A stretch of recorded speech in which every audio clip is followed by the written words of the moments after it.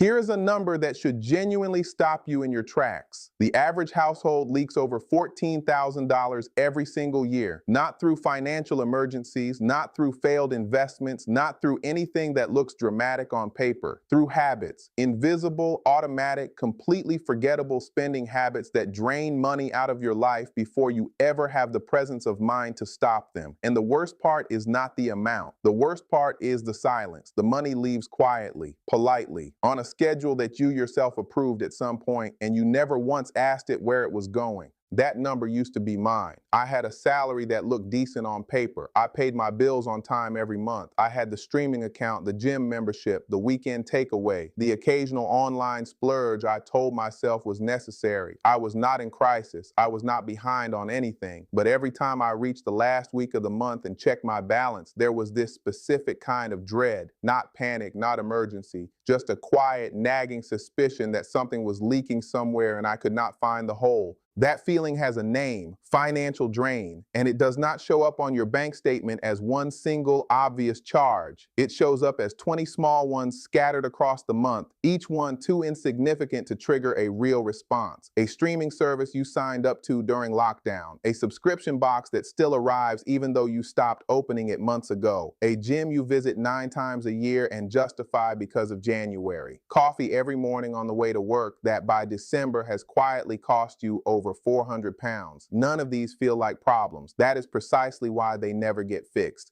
I did the math in September 3 years ago. I sat at my kitchen table with 3 months of bank statements, a yellow highlighter, and a level of denial I was entirely unprepared for. What I found was not a single catastrophic expense. What I found was dozens of small charges attached to things I had completely stopped valuing. I was paying for convenience I was not using, for status I was not feeling, and for comfort I was not actually receiving. Every single line on those statements was a decision I had made once, usually late at night, usually in a weak moment, and then forgotten completely while the charge renewed month after month without a single notification. When I totaled just the subscriptions, the automatic renewals, and the recurring charges I could not immediately account for, it was over 200 pounds a month, not on bad decisions, on forgotten ones. That is when I understood that the real problem was not incompetence, it was inattention. And inattention is something you can fix. Here is what nobody teaches you properly about frugality. It is not about poverty. It is not about eating plain rice for every meal or wearing shoes until the soles fall off. Those are caricatures invented to make you feel like thrift is punishment. Like being careful with money means choosing a smaller, sadder version of your own life.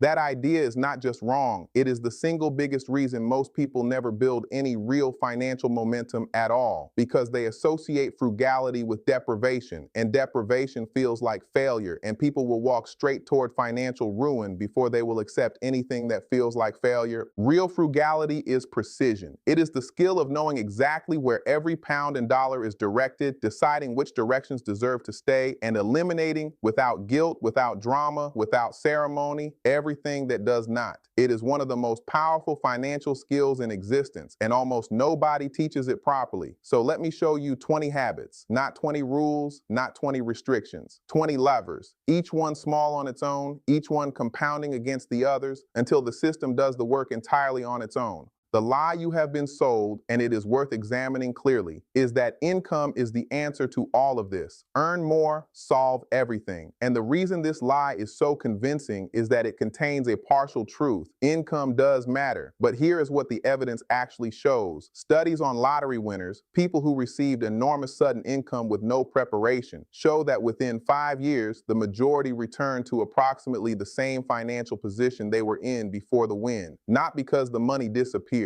because the habits did not change. The spending identity stayed exactly the same, just operating on a larger number. The drain found its level and matched the pipe. You cannot earn your way out of a spending identity. More income fed into a leaky system produces a larger leak. The only thing that actually fixes the problem is fixing the system. And here is the second lie. Frugal people are miserable, that they do not travel, do not eat well, do not enjoy anything. That is not frugality. That is deprivation with no strategy. Real frugal habits do not remove enjoyment from your life. They remove the things you were never genuinely enjoying in the first place. There is a meaningful difference between canceling a gym membership you never use and canceling a dinner you genuinely love. One is intelligence, the other is unnecessary suffering. The system I am about to show you draws that line precisely. Habit 1, the 24-hour rule. Before you buy anything that is not food, fuel, or a genuine emergency, you wait 24 hours before completing the purchase. That is the entire habit. Just a pause, just a gap between impulse and action. This single practice eliminated approximately 30% of my impulse purchases within the first month I applied it. Here is the mechanism. Impulse spending is entirely powered by manufactured urgency, by algorithms, sale timers, and the dopamine spike your brain releases when it encounters novelty. Waiting 24 hours kills the spike. What felt completely necessary at 8 in the evening usually does not even cross your mind by the following morning. Habit 2, meal planning on Sundays. This sounds like generic wellness advice. Hear the actual mechanism. The average household discards roughly 30% of the food it purchases. You are not just throwing away leftovers, you are throwing away money you already spent at the point of purchase that delivered zero value. Planning 5 dinners on a Sunday morning costs 30 minutes and recovers between 40 and 80 pounds per week in food waste alone. That is over 3,000 pounds per year from 1/2 hour once a week. Nothing else on this list produces that return per unit of time invested. Habit 3, one in, one out. For every new item entering your home, clothing, electronics, furniture, tools, one item from the same category leaves. This is not aesthetic minimalism for its own sake. This is a physical inventory cap that forces a genuine assessment of what you already own before you acquire what you think you want. When you know buying a new jacket means deciding which jacket no longer deserves space, the new jacket becomes substantially harder to justify. The deliberation that creates is exactly the kind of pause that prevents unconscious accumulation. Habit 4, automate savings before they reach your current account. This is the oldest instruction in personal finance and the least followed. Pay yourself first is not a motivational phrase. It is a mechanical instruction about timing. If money moves into savings before you can see it, access it, or make decisions about it, you build financial reserves entirely on autopilot, without relying on willpower or motivation, which are finite and unreliable. The automation does not care about your mood. It runs on schedule regardless. Let it. Habit 5, cancel every subscription you cannot name from memory. Open your bank statements and write down every single recurring charge. If you have to investigate what something is, if the merchant name means nothing to you without checking, you do not value it enough to continue paying. This exercise alone returned 212 pounds per month to my budget, not from one subscription. From 11 separate ones I had individually signed up for, individually forgotten, and individually continued paying for across months and in several cases years. Habit 6. Batch cook your proteins and grains once a week. This is not about eating the same meal every day. It is about creating a base layer, rice, roasted vegetables, grilled chicken, or beans that assembles into different meals each day in 10 minutes of work. The cost per meal drops below 2 pounds. Your delivery spend approaches zero. And here is the mechanism most people miss. When food is already prepared at home, the psychological pull of expensive convenience food loses most of its power. The habit self-reinforces within weeks. Habit 7, use physical cash for discretionary spending. Withdraw a fixed amount each week for entertainment, social spending, and personal purchases. When the cash is gone, it is gone. No card override, no contactless tap, no frictionless digital transaction. Physical money activates a different processing pathway in your brain than digital spending. Research in behavioral economics consistently shows that people spend measurably less when handling physical currency. The pain of payment is neurologically real, and when that pain is present, your decisions change. Habit 8, renegotiate your fixed bills every 12 months without exception. Insurance premiums, broadband contracts, mobile plans, energy tariffs.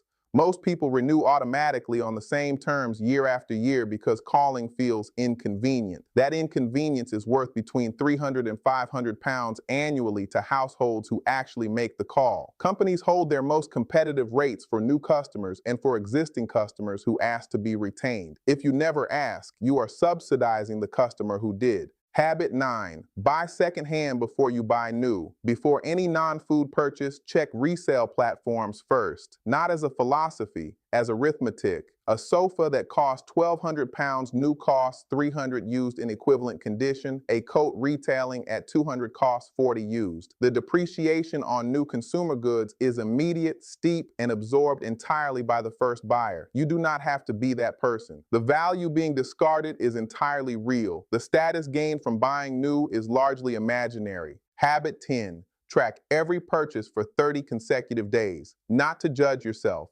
not to restrict yourself in real time, simply to see with precision what is actually happening to your money. Most people have a vague general sense of their spending. Tracking produces a precise map, and once the map exists, the obvious leaks reveal themselves without anyone needing to tell you what to cut. The pattern becomes visible, and visible patterns are the only ones you can actually change. Habit 11. Designate one no-spend day per week. Choose a day, plan food in advance, and spend nothing that day. No purchases, no deliveries, no browsing with intent. The mechanism operates on two levels. First, it creates a natural financial reset inside every week. Second, it trains your brain to insert a gap between desire and action. And in that gap, most wants dissolve before they convert to purchases. Uncomfortable for the first 2 weeks, automatic within a month. Habit 12. Reduce your thermostat by 2 degrees during heating season. 2 degrees. That single adjustment reduces the average heating bill by 10 to 15% annually. Combined with basic draft proofing, smart heating schedules, and not heating rooms you are not occupying, total energy savings across a year reach several £100s, from changes requiring one afternoon and no ongoing effort. The discomfort, if there is any, lasts 3 days. The saving runs indefinitely. Habit 13. Pack your lunch 4 out of 5 working days. The flexibility of one bought lunch per week makes this habit psychologically sustainable over the long term. At an average cost of £8 to £12 per purchased lunch, 5 days per week, 50 working weeks per year, annual spend sits between £2,000 and £3,000. 4 days packed per week at roughly £1.50 each returns over £1,700 annually. This is among the highest return habits on this entire list and requires almost no additional discipline once Sunday meal prep is already in place. Habit 14. Switch to mid-tier own brand for standard grocery categories. Cleaning products, cereals, pasta, tinned goods, dairy basics. The supermarket own brand product occupying the middle shelf consistently performs at equal or near equal quality in blind taste and performance testing. The price differential against premium brands runs 40 to 60% per item. Across a full weekly household shop, the annual saving reaches several £100s. The quality difference in most categories is invisible in practice. Habit 15. Use your public library as a content and education platform. Ebooks, audiobooks, physical books, digital courses, language learning tools. Most public library systems in developed countries provide free access to all of these with a standard card. The average person who buys books regularly spends between £200 and £400 annually on titles read once. The library converts that entire figure to zero. The information inside the book is identical regardless of how you accessed it.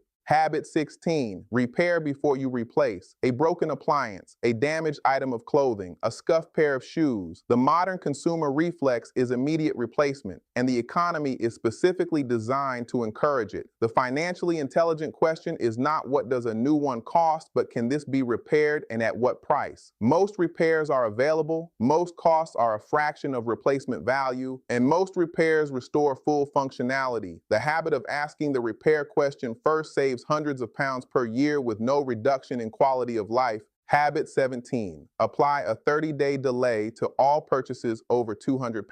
Unlike the 24-hour rule for small impulse items, major purchases need a longer cooling window. Write the item on a list with the date you considered it. Come back after 30 days. If you still want it, still believe it adds genuine value, and can still afford it without stress, buy it with full intention. What you will consistently find is that a meaningful proportion of major want purchases dissolve entirely within that 30-day window, leaving money in your account that was genuinely at risk of leaving. Habit 18, walk from free parking rather than paying for convenient parking. In most towns and cities, free or low-cost parking is available within a 10 to 15-minute walk of paid spaces. Choosing paid convenience over free walking distance parking costs most regular urban drivers between 300 and 800 pounds annually. The habit costs you nothing except mild planning and a short walk, which carries independent health value of its own. Habit 19, move to zero-fee banking and a zero-fee rewards card. Banking fees, transaction charges, monthly account fees, foreign exchange markups function as background financial noise that most people accept as fixed costs. They are not fixed, they are chosen. Switching to a zero-fee current account and using a zero-fee cashback card for everyday spending, cleared in full each month, eliminates fees entirely and frequently generates modest cashback on money you were already spending.